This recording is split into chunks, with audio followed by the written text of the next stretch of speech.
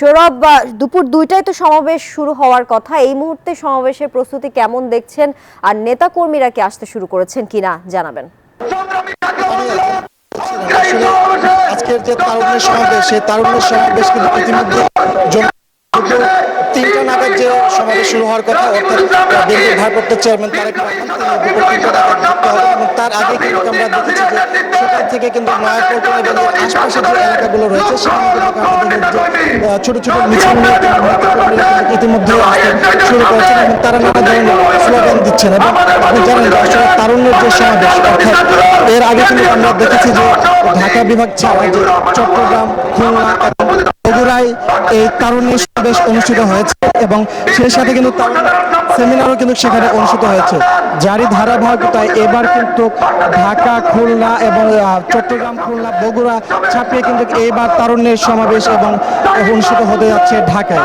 আজ দুপুর 2টা নাগাদ সেই সমাবেশ শুরু হবে এবং দুপুর 3টা নাগাদ বিএনপির ভারপ্রাপ্ত চেয়ারম্যান তারেক রহমান ভার্চুয়ালি সেখানে যুক্ত হবেন এবং তরুণদের উদ্দেশ্যে নানা দিক নির্দেশনামূলক বক্তব্য দেবেন। এর আগে কিন্তু আমরা যেটি দেখেছি যে এই সমাবেশকে কেন্দ্র করে কমিটির যেসব সদস্যরা রয়েছেন তারাও কিন্তু বক্তব্য রাখবেন। পাশাপাশি স্বেচ্ছাসেবক দল, যুব দল এবং ছাত্র দলের যে সভাপতি সেক্রেটারি রয়েছেন তারাও কিন্তু নেতা কর্মীদের উদ্দেশ্যে দিক নির্দেশনামূলক বক্তব্য রাখবেন।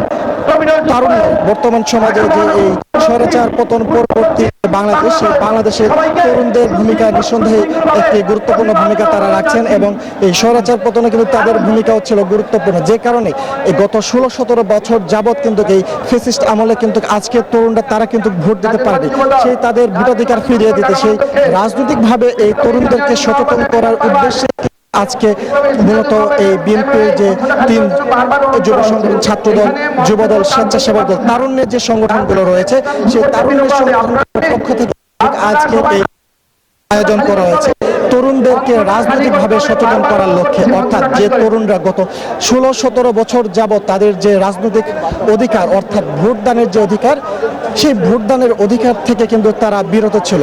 আজকের এই সমাবেশ থেকে কিন্তু তারা তাদেরকে রাজনৈতিকভাবে সচেতন করার জন্য কিন্তু বার্তা আসবে যে তরুণরা বেছে নিবে আগামীর বাংলাদেশ কেমন হবে।